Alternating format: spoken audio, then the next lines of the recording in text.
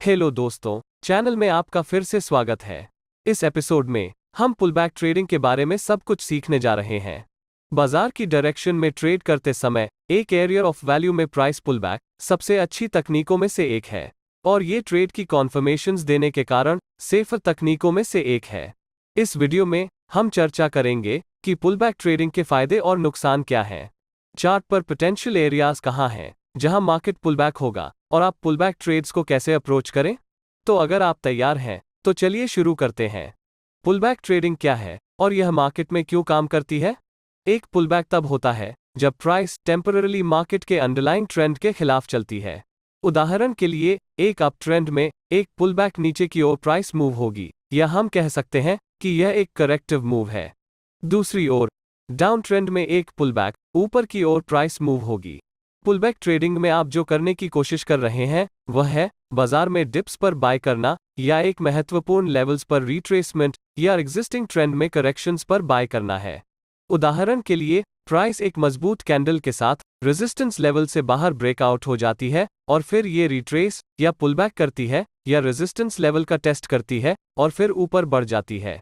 एक अन्य उदाहरण ये होगा कि यदि बाजार का ट्रेंड अप है तो आप हमेशा डिप्स खरीदना चाहते हैं या रिट्रेसमेंट्स पर या पुलबैक्स पर खरीदना चाहते हैं ताकि बेस्ट पॉसिबल प्राइसेस पर खरीदारी की जा सके। और ट्रेंडिंग मार्केट्स के मामले में इसके काम करने का कारण ये है कि जब मार्केट ट्रेंड कर रहा होता है तो कीमतें एक स्ट्रेट लाइन में नहीं बढ़ती हैं। इसके बजाय एक अप ट्रेंड में आप हायर हाइज और हायर लोज की एक श्रृंखला देखने की उम्मीद कर सकते हैं। एक पुलबैक ट्रेडर जो करने का प्रयास कर रहे हैं वह पुलबैक या रिट्रेसमेंट या करेक्शन पर अपनी ट्रेड एंट्री की योजना बनाना है। बेसिकली आप एक ट्रेड में एंटर कर रहे हैं जब मार्केट एक अप ट्रेंड में लोअर प्राइसेस पर ट्रेडिंग करता है। एक पुलबैक ट्रेडर ट्रेंड की डायरेक्शन में ट्रेड करने की कोशिश कर रहे हैं, लेकिन जब मार्केट रिट्रेसमेंट या करेक्शन मूव्स करके ट्रेंड के खिलाफ जा रहा है तो आप ट्रेड एंट्री करना चाहेंगे, लेकिन आप अभी भी ट्रेंड की डायरेक्शन में ही ट्रेड कर रहे हैं। कीमतों में गिरावट का कारण सरल है। ये कुछ ट्रेडर्स द्वारा शॉर्ट टर्म प्रॉफिट बुकिंग के कारण है जिससे प्राइसेस में गिरावट आती है। आइए पुलबैक ट्रेडिंग के प्रोज और कॉन्स को समझते हैं। हम पॉजिटिव्स के साथ शुरुआत करेंगे। पुलबैक ट्रेडिंग में आप बेसिकली लोअर प्राइसेस पर खरीद रहे हैं और हायर प्राइसेस पर बेच रहे हैं। उदाहरण के लिए यदि आप अप ट्रेंड में पुलबैक का ट्रेड कर रहे हैं तो आप लोअर प्राइसेस पर खरीदारी कर रहे हैं और इरादा हायर प्राइसेस पर बेचने का है। और यदि आप डाउन ट्रेंड में पुलबैक शॉर्ट कर रहे हैं तो आप हाई प्राइसेस पर बेच रहे हैं ताकि आप लोअर प्राइसेस पर वापस खरीद सकें। और इसके बारे में दूसरी बात यह है कि जब आपके ट्रेडिंग साइकोलॉजी की बात आती है तो ये वास्तव में पुलबैक ट्रेडिंग करना आसान होता है। इसका कारण ये है कि आप एरिया ऑफ वैल्यू से ट्रेड कर रहे हैं, क्योंकि जब हम मार्केट्स के बारे में सीखना शुरू करते हैं तो लोअर प्राइसेस पर खरीदना और हायर प्राइसेस पर बेचना एक ऐसी चीज है जिसके हम सभी अकस्टम्ड हो जाते हैं।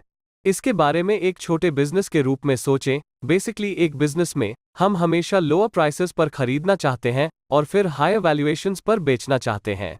अब हम पुलबैक ट्रेडिंग की शॉर्टकमिंग्स के बारे में बात करेंगे। पुलबैक का डाउनसाइड ये है कि आप प्राइस मूव्स को मेजॉरिटी टाइम्स मिस कर सकते हैं। उदाहरण के लिए हम जानते हैं कि एक अप ट्रेंड में हायर हाइज और हायर लोज होते हैं। मान लीजिए कि प्राइसेस अभी पुलबैक हो रही है या रिट्रेस हो रही है, यह मानते हुए कि आप उम्मीद कर रहे हैं कि प्राइस ट्रेंड लाइन या मूविंग एवरेज पर वापस लोअर लेवल्स पर रीटेस्ट हो सकती है। लेकिन बाजार में क्या होता है कि प्राइसेस पर्याप्त रूप से पुलबैक नहीं होती है और फिर यह आपके द्वारा ट्रेड एंट्री लेने में कामयाबी होने के बिना हायर प्राइसेस पर चल जाता और इसके परिणामस्वरूप आप इस प्राइस मूव को मिस कर गए। जब पुलबैक ट्रेडिंग की बात आती है तो सबसे बड़ा नुकसान ये है कि कभी कभी आप वास्तव में अपने डिजायर्ड लेवल पर पुलबैक करने के लिए प्राइसेस की प्रतीक्षा करते हैं, लेकिन प्राइस उस लेवल का टेस्ट नहीं करती है और आप ट्रेड मिस कर जाएंगे। दूसरा नुकसान, या शायद मैं इसे नुकसान नहीं कहूंगा, कि पुलबैक इम्पेशेंट ट्रेडर्स के लिए सूटेबल नहीं है। यदि आप पेशेंट ट्रेडर नहीं हैं या आपके पास पुलबैक की एंटिसिपेशन करने का पेशेंस नहीं है तो ये स्ट्रैटेजी आपके लिए आसान नहीं हो सकती है। अब हम एक पुलबैक ट्रेड के फायदे और नुकसान को समझ गए हैं, तो आइए जानें कि एक पुलबैक ट्रेड्स को कैसे अपनाया जाए। पुलबैक का ट्रेड करते समय कुछ बातों का ध्यान रखना चाहिए। पहला पॉइंट, मार्केट के ट्रेंड की पहचान करना है। पुलबैक का ट्रेड करते समय सबसे पहली और सबसे महत्वपूर्ण बात जो आपको समझनी है वह है एग्जिस्टिंग मार्केट ट्रेंड का पता लगाना। बाजार में एक ऑनगोइंग ट्रेंड होनी चाहिए, क्योंकि बाजार में ट्रेंड होने पर अक्सर आप पुलबैक अपॉर्चुनिटीज का सामना करेंगे। और इससे भी महत्वपूर्ण बात, ट्रेंड की डायरेक्शन में ट्रेड करना सुनिश्चित करें और इसके अगेंस्ट नहीं। मैं ये नहीं कह रहा हूं कि यदि मार्केट ट्रेंड नहीं कर रहा है या यदि मार्केट एक रेंज में है तो कोई पुलबैक अपॉर्चुनिटीज नहीं होगा, बल्कि ट्रेंडिंग प्राइस एक्शन होने पर पुलबैक सेटअप प्राप्त करने की प्रोबेबिलिटी अधिक होती है।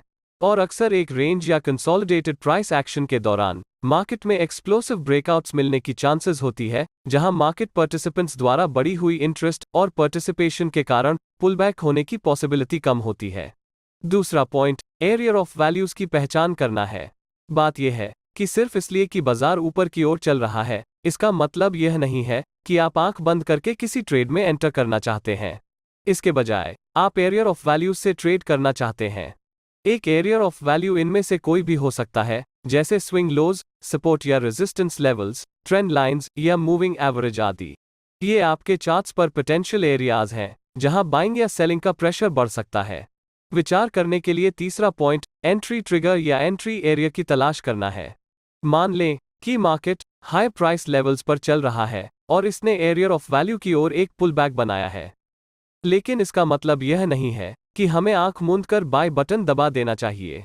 एक पुलबैक ट्रेडर एक स्पेसिफिक एंट्री ट्रिगर की तलाश करना चाहते हैं, ताकि आपको पता चल सके कि बायर्स मार्केट में आ रहे हैं, या ये अश्योर करने के लिए कि बायर्स कंट्रोल में हैं और वे प्राइसेस ऊपर की ओर ले जाने वाले हैं। एक entry trigger reversal candlestick patterns जैसे बुलिश हैमर या बुलिश एंगल्फिंग पैटर्न आदि हो सकता है। ये हमारे लिए एक पुलबैक ट्रेड लेने और मार्केट्स में मौजूदा ट्रेंड में शामिल होने के लिए एक एंट्री ट्रिगर है। चौथा पॉइंट, आपके स्टॉप लॉस की सेटिंग है। चूंकि आप पुलबैक ट्रेडिंग कर रहे हैं, सबसे महत्वपूर्ण सवाल यह है कि हम अपना स्टॉप लॉस कहां सेट करें। बिना किसी संदेह के, यदि आप एक अपट्रेंडिंग मार्केट पर पुलबैक का ट्रेड कर रहे हैं, तो आपका स्टॉप लॉस पुलबैक के लो लेवल से नीचे होना चाहिए। अगर प्राइसेस ऊपर की ओर चल रहा है और आपने अपना स्टॉप लॉस स्विंग लो के नीचे रखा है, इसका मतलब यह है कि यदि मार्केट पुलबैक के लो लेवल के नीचे करेक्शन करता है या रिट्रेस हो जाता है और लोस के नीचे ब्रेकआउट होता है, तो यह आपको बताता है कि यह पुलबैक फेल हो गया है और आप ट्रेड से बाहर एग्जिट करना चाहते हैं। पुलबैक फिनिश होने से पहले अपने स्टॉप लॉस को प्रीमेच्योरली हिट न करने के लिए आपको पुलबैक के लो लेवल की पहचान करनी होगी और लोस के नीचे कुछ बफर स्पेस देना होगा। इस पर्पस के लिए आप या तो ATR इंडिकेटर का उपयोग कर सकते हैं या आप रिस्क लेने की अपनी क्षमता के आधार पर भी इसे सेट कर सकते हैं। आइए ATR मेथड पर एक नज़र डालते हैं।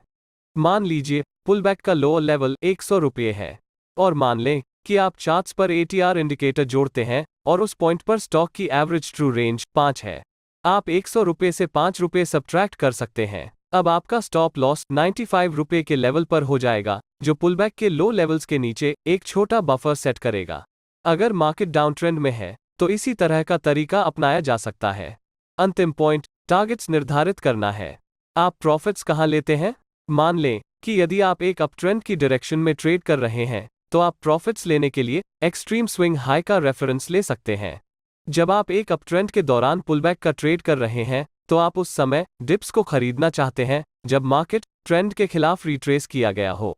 यदि आप रिट्रेसमेंट से पहले देखते हैं, तो आपको चार्ट पर एक स्विंग हाई की पहचान करने में सक्षम होना चाहिए और वह स्विंग हाई आपके प्रॉफिट्स लेने के लिए एक रेफरेंस पॉइंट हो सकता है। यदि आप पुलबैक खरीदना चाह रहे हैं और आपने एक लॉन्ग ट्रेड लिया है और मार्केट आपकी डायरेक्शन में आगे बढ़ रहा है, तो यदि आप एक इंट्राडे ट्रेडर हैं, तो आप स्विंग हाई से ठीक पहले या नियरेस्ट रेजिस्टेंस से पहले प्रॉफिट्स बुक कर सकते हैं। और आप मुझसे पूछ सकते हैं कि स्विंग हाइस के बाद क्यों नहीं, या स्विंग हाई पर क्यों नहीं, या रेजिस्टेंस लेवल पर क्यों नहीं? सरल उत्तर है, स्विंग हाइज और लोज, सपोर्ट्स और रेजिस्टेंसेस आपके चार्ट्स पर स्पेसिफिक लेवल्स नहीं हैं, बल्कि वे आपके चार्ट्स पर एरियाज या जोन्स हैं। इसका मतलब यह है कि प्राइसेस स्विंग हाई के करीब आ सकती है, लेकिन एग्जैक्ट प्राइस लेवल तक पहुंचने से पहले वहां से रिवर्स करना शुरू कर सकती है। इसलिए यदि आप उस सिचुएशन से बचना चाहते हैं जहां आपका ओपन प्रॉफिट्स आपके टारगेट के करीब आता है, लेकिन अचानक रिवर्स हो जाता है और आपके स्टॉप लॉस को हिट कर देता है, इससे बचने के लिए आप क्या कर सकते हैं कि अपने प्रॉफिट टारगेट को रीसेंट स्विंग हाइज या नियरेस्ट रेजिस्टेंस लेवल्स से ठीक पहले सेट करें।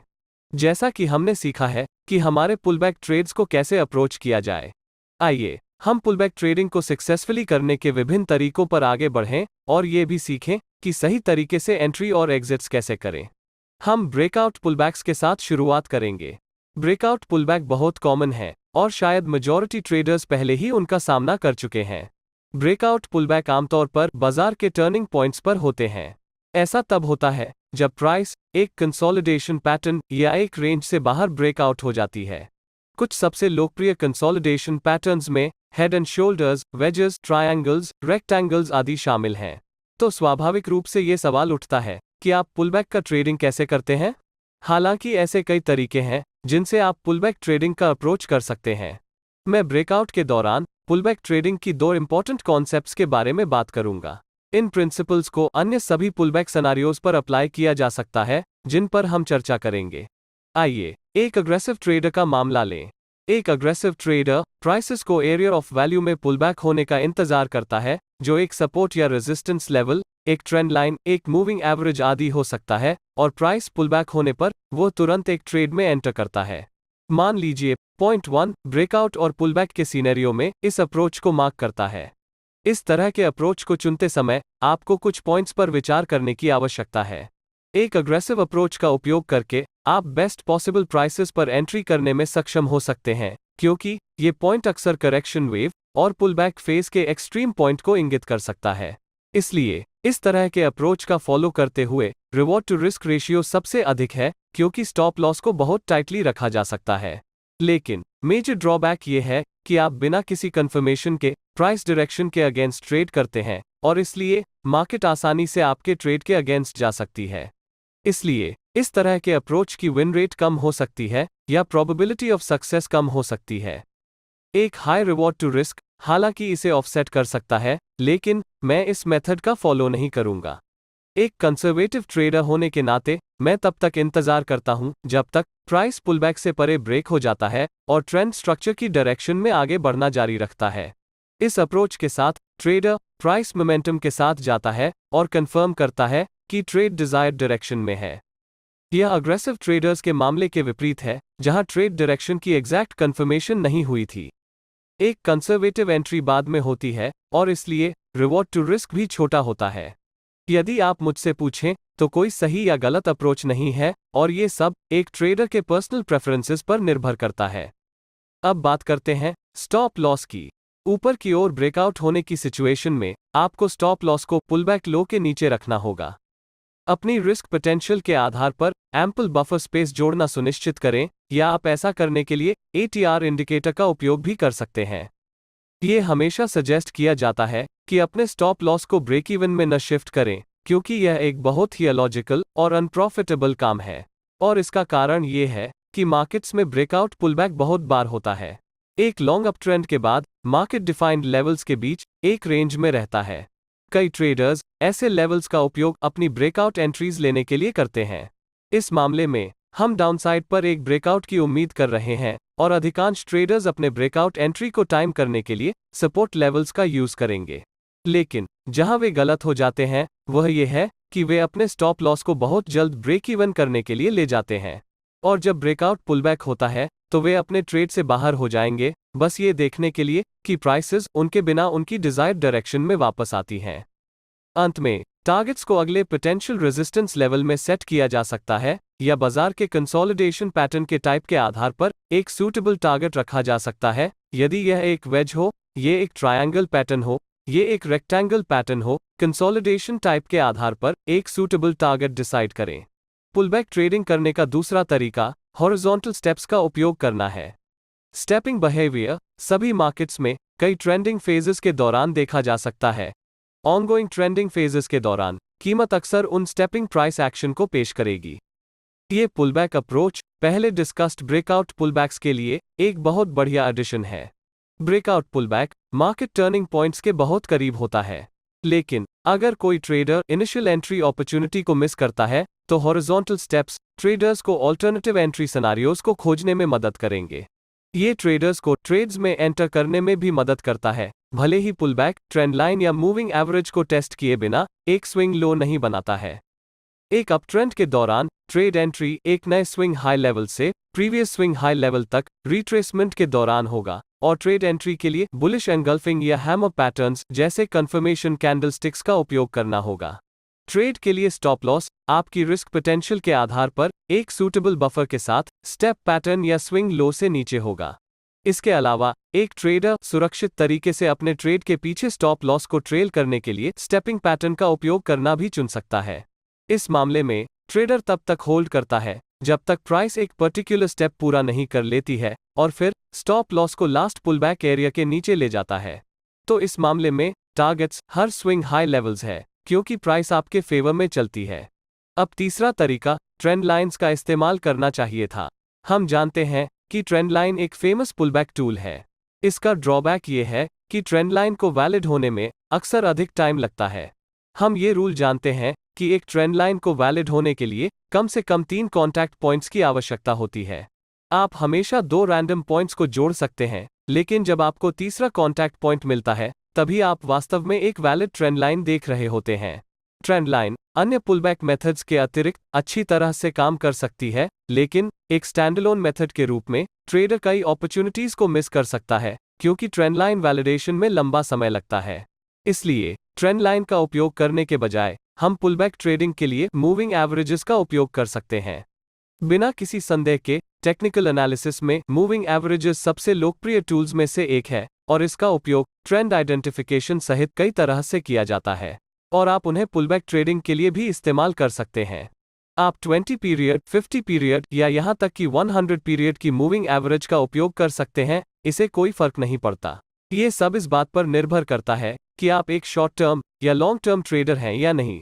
ट्रेड सिग्नल्स को जल्दी प्राप्त करने के लिए शॉर्टर टर्म ट्रेडर्स आमतौर पर शॉर्टर पीरियड मूविंग एवरेजेस का उपयोग करते हैं, लेकिन शॉर्टर मूविंग एवरेजेस बहुत अधिक नॉइस और फॉल्स सिग्नल्स पैदा करता है। दूसरी ओर लॉन्गर पीरियड मूविंग एवरेजेस धीमी गति से चलते हैं, इसलिए वे प्राइस नॉइस से कम प्रभावित होते हैं, लेकिन हो सकता है कि आपको शॉर्ट टर्म एवरेजेस की तरह ज्यादा ट्रेडिंग अपॉर्चुनिटीज न मिलें। तो यह आप पर निर्भर है कि आप अपने खुद के ट्रेड के लिए इनका प्रोज और कॉन्स को वे करें। इस उदाहरण के लिए मैंने 50 पीरियड के एक्सपोनेंशियल मूविंग एवरेज का उपयोग किया और प्राइस एक अप ट्रेंड में है। यहां हम प्राइसेस में एक करेक्शन और मूविंग एवरेज तक पहुंचते और इसका रिस्पेक्ट करते हुए देख सकते हैं। इस मामले में ट्रेड एंट्री मूविंग एवरेज से रिजेक्शन कैंडलस्टिक्स जैसे बुलिश पिनबा या हैमर और बुलिश एंगल्फिंग कैंडल्स से ऊपर होगा, जो दर्शाता है कि बायर्स हायर वैल्यूएशंस पर खरीदने को तैयार है।